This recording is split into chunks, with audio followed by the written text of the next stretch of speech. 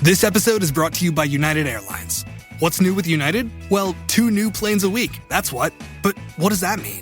It means new and redesigned planes with things like larger overhead bins with room for everyone's roller bag, power outlets at every seat, screens at every seat, and the ability to connect your Bluetooth headphones to those screens. Plan your trip today at united.com or on their award-winning app. This amount is an estimated average of current aircraft delivery schedules. Final delivery schedule subject to change. As if the McCrispy couldn't get any better, Bacon and Ranch just entered the chat. The Bacon Ranch McCrispy, available at participating McDonald's for a limited time. Ba-da-ba-ba-ba.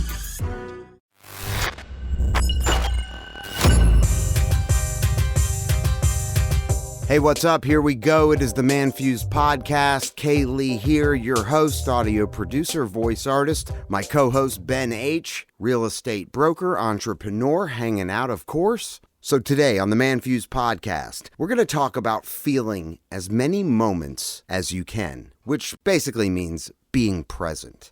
You know, we're all moving at such a fast pace. We never really think about the moment that I'm embracing right now. This might be the last time I ever get to embrace it. We have no idea when it's all going to end. I know this is deep, but taking that time for yourself, for your family, and allowing yourself the freedom to embrace, to feel, is a huge thing. So Ben, on your recent trip to Florida, you were practicing and exercising your ability to embrace the moment. It was interesting because we had varied weather in Florida.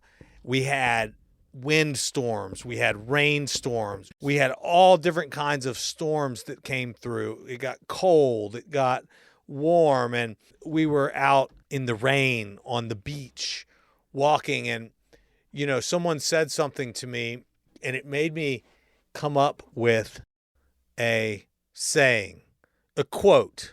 Oh, is this a Ben H. original? This is a Ben H. original. Stop, everybody, take a moment to absorb the words that are about to come out of this man's mouth. So someone told me, God, the conditions are horrible outside. Are you sure you guys want to go for a walk? And you know what I said? You know what just came out of me? This beautiful quote. Will this be on your gravestone? Maybe a t-shirt. I don't know. Maybe gravestone. I would take it. If this is really my quote, and I haven't done the research yet, I would definitely put this quote on my gravestone. I'm all ears. I'm open to absorb. The conditions are always perfect for an adventure. I like that. That is great. It doesn't matter. Rain, sleet, snow, shine. The conditions are always perfect for an adventure, Kaylee. When I put on my rain jacket and I go out onto the beach where it's raining and I go and I walk in that rain and that wind, dude, you see beautiful things. You see beautiful cloud formations. You see, you know, it's just beautiful watching the rain and the water and the sunlight coming through the clouds and how it reflects off of the ocean. And it becomes an adventure. We spend our lives looking for perfect conditions. You know, if the weather's not right, we stay inside. Or if the weather's not right, we do this or we do that, or we don't go walk, or we don't go for a run, or we, you know, whatever, you know, it's raining or it's hailing or whatever the case is. Probably don't go out in the hail. But it turns just a regular walk into an adventure when the conditions are harsh. Now, if you're going to a business meeting and you're in a suit, you don't want to get drenched. That's not an adventure. That's not the point of adventure. No. That's a bit of an inconvenience and a nightmare. But if you're getting out in the rain, jumping over a creek, hiking in the mud, playing sports. Yeah. You don't want to play every, game or baseball or football game in the rain, but having those games where you're in like you remember the snow, it forever. It's so much fun. Yeah. And that's the thing is what I realized, it's really just a perspective thing. You can frame anything in your life based upon the perspective that you want to take on it. When I look at life as an adventure, then it really doesn't matter what comes at me, because if I look at it as an adventure to me is something that is fulfilling, that's fun, that is sometimes fraught with peril, that you're going to overcome. That's what makes it an adventure. So if I look at things from the perspective of, oh, poor me, all these things are happening to me, or you know, the weather is bad and it's just all happening to me. Well, that's more of like a victim mindset. But I want to have the mindset of adventure with whatever I face. So therefore, the conditions are always perfect for an adventure. That reminds me of Bert from The Bert Show. He's told this on air multiple times, and it was something that someone said to him. I guess he was at the gym. Right. He had just finished. It was a complete and utter downpour. The type of downpour where you're inside and you're waiting to go to your car. Yeah, because you're going to be wet as soon as you're going to be soaked. It was one of these days where he was like, you know what? Fuck it. I'm not going to run to my car. I'm just going to walk. Yeah. I'm just going to let the water wash over me. Right. And he started walking to his car. And then, I guess as he got to his car, somebody had like pulled up next to him and was getting out. As he was about to get in his car, the guy goes, "You just got through fighting cancer, didn't you?" And Bert was like, "No." Then he thought about it when he got in his car. Yeah. Because people who think they're going to die, That's right. they'll think that they'll never get to do again. Walk just in the rain and let the rain Just wash the feeling over and the you. smell of the rain. And getting wet and feeling that sensation. When you're battling cancer, you might be thinking you're on your lasts and you might not get to do something so simple as we find annoying and an inconvenience. Well, it's an interesting topic because, like, I was thinking about it at the beach, actually. I was like, when was the last time I rode my bike as a child? Not as a teenager, but as a child. You know, your first bike. The bike you learned to ride a bike on. You know, there was a moment when you put that bike down and you were to never get back on that bike again. And you didn't. And Well, you haven't. You might have upgraded to a Maybe you bike. upgraded to a new bike. But whatever it was, there was a last time that you rode that bike. And you probably don't remember it. But the point is that there's a last time for everything. And we don't know what that is because we don't know when we're going to die. When you have cancer or something like that, it zooms in on all these things. But it's important, I think, for people to realize we go through our lives as if we're always going to go back, as if this isn't the last time that I'm going to be at the beach. This isn't the last time I'm going to go out on a fishing adventure with my son, or this isn't the last time that I'm going to hug and kiss my wife. Or sit across from this handsome man in front of a microphone. Or walk in the rain. Yeah, exactly. Right. I mean, like, all of these things, like, we literally go through our lives just thinking about whatever it is that's in front of us and not appreciating everything that's around us. Like the moment, Yeah. experiencing the moment. That is why phones and living through the lens of Yeah. your photo app on Right. your phone, instead of being in the moment Yes. and absorbing it, filing it away in your memory. Right. Yeah, you captured a pic, and some things are awesome that you got a pic to remember, but how many 30, 40,000 pics are in your Yeah. phone now? Sure. I mean, and yeah, you could sift through them, and there are probably a few of your favorites that you're like, those are important moments I'm Right. glad I documented, but a lot of times, my wife especially is like, "Oh, take the picture. And I'm like, I don't Yeah. want to fucking take the picture. Right. I want to be in the moment. Yeah, I Why just wanna didn't you take the enjoy- photo? I just want to wa- enjoy the sunset. I want to enjoy looking at the moon. Why do I have to take a picture of the moon? Why do I have to photograph my son every time he's up to bat? I want to just I just have wanna my watch. phone down and Right. watch Yeah, and exactly. absorb. I don't want to, because then what happens is I'm like focused on the phone, and then most of the time I get so excited, the phone comes down, the Yeah. picture's shit anyway, Yeah. and now I've lost the moment. I think that's a good lesson for all of us to really live in as many moments as you can, to experience it. You know, when I took acting lessons, because when I got into radio, and I've always been, and as you do, continuing education. You're always reading a book, you're sharpening yourself, you're trying to learn more, you're trying to gain knowledge. And to me, I hated school because most of the shit I was taught was shit I was never going to apply. I was always more interested in learning something that I could take and I could go into the field, or I could go into the real world, and I could fucking use right now. I use it in my next conversation, or in my next sales pitch. And to me, that shit was always, more valuable to me. Think about how would you live your life differently? It's hard to imagine it, but just imagine someone said, hey, dude, you got cancer. Like, you got to start chemo. Which could be a very like real you're going to thing. die. If you're lucky, you have a year. Probably it's more like 3 to 6 months. You should get your affairs in order. I'm so sorry to tell you this because you're a young man still.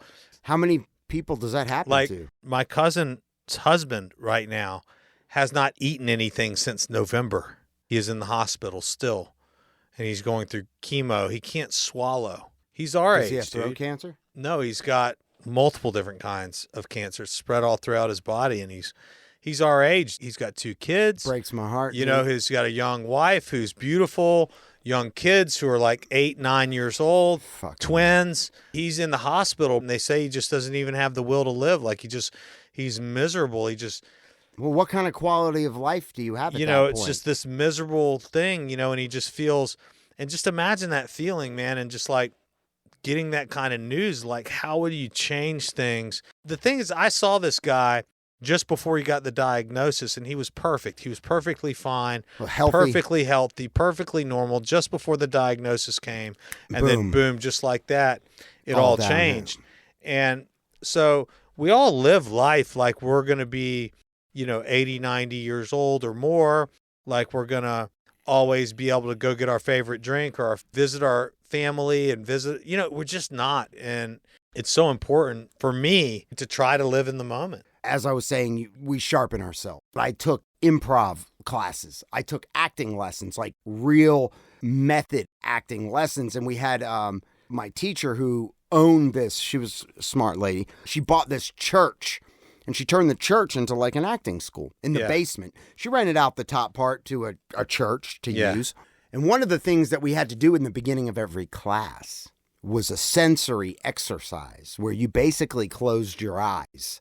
You tried to relax every point of your body, like your eyebrows. You'd focus in on your eyebrows. Right. You'd focus on your fingertips, like letting everything just hang. As I'm sitting here, my eyes are closed, and now I'm focusing on my pinky, and I'm like letting it just go as relaxed as you can. Yeah. And you try to dig into this sensory. Yeah. Like you can feel the texture on things that we don't think about on a daily basis. And then you tap into emotions, because to be a good actor, you're not really acting, you're being. Right. When you see Al Pacino fucking, get real angry and he starts fucking screaming, he's not acting. He's tapping into something in his life, a memory, something that happened that pissed him the fuck off. Yeah. And that is what he's channeling. Right. It might not be the scene at hand, right, but it's something that fucking just made him, how Al Pacino would start fucking screaming and whoa, like from 0 to 100, right. And a lot of times when you see some of these actors cry even, which was something always hard for me. I could never tap in, or maybe it was because I wouldn't let myself get that vulnerable. Right. I'm not really sure. Probably that was it. And I didn't have kids at the time. Yeah. I think if I had now, the thought of my kids waking up and me not being there, if I really started processing how sad that would be, I probably would start crying. Sure. Having to tell my kids, and I talked about this in the last few weeks, that their grandfather had passed away. Right. That to me, when I came to the realization that I was going to have to tell them that, I started getting like visibly upset, living in those experiences, living in those moments, the way things touch, the way things taste, the way things smell, all that are sensory. That's how we live in the moment. Yeah, it is. And the reason that I like to go and be at the other beach, right, is for that exact reason. As I go through this process of trying to basically heal my body physically and mentally, and heal myself spiritually, and ultimately become the person who I see myself being, Man can make a lot of things, but he can't make an apple. Nope. Man can make a lot of things, but he can't even make a mosquito. Man is very powerful, but nature is the force. Is the force upon which man exists. Nature eats man. Oh, like fucking Earth. Everything that man does is an effort to replicate something in nature. Or to provide a solution to make life easier in some way. Sure, of course. Inventions and things like that. Like the internet. It's like streamline everything, Absolutely. We have everything at our fingertips now. Yeah, and mushrooms already do that, though, the way that they communicate to one another. You know what I'm saying? Right. And so it's interesting that even the internet the idea of it already exists in nature on much more of a vast scale than the internet itself is very clunky and limited compared to the network of mycelium throughout the world, for example. That's like what we talked about last week with cordyceps and that show, The Last of Us. Yeah. With this network of mushroom, like fungus. Right. And how it's kind of interconnected in a way. Dude, it's wild. I just enjoy being just out of touch. Yeah. I think enjoy, it's good. I enjoy just being like completely detached. I want to do more of that. I went to the office this morning in my suit. Which you decided to derobe before you got here and get into the chill Ben H. Yeah, attire. I'm in chill mode right now. I got to the office and I sat in the parking lot and I was just like, can't do this right now. I don't want to go in. I just can't. So I went home. You didn't have to go into the office. No, I didn't have to. I mean, everybody's doing what they're supposed to do and you can always reach me. So I went home and I have an outdoor fireplace. Yes, you do. That's where the ManFUzed photos are. Yeah, that fireplace. And I sat there at the ManFUzed fireplace. I sat there and I did my calls. And I did my emails and did my stuff that I had to do. We just have to be gentle with ourselves as we go through the process of life, because a lot of times your body will tell you what it wants. Your mind will tell you what you need, but we don't listen. You know what I'm saying? Because we're just constantly, following the narrative, basically. Right. The narrative that we have set for ourselves or the character that we're supposed to be playing in society. We're going to continue to follow that narrative rather than maybe pulling over and enjoying the view at a park or something like that. Sometimes we're driving by the most beautiful shit and I'm like, God, dude, I just want to stop. And I don't, because I'm like, no, I got to go. I'm late. But I'm like, why not just stop for a couple minutes? You know what I'm saying? As always, thanks for listening to the ManFUzed Podcast. Join the show by hitting us up at manfused.com or 770-744-5227.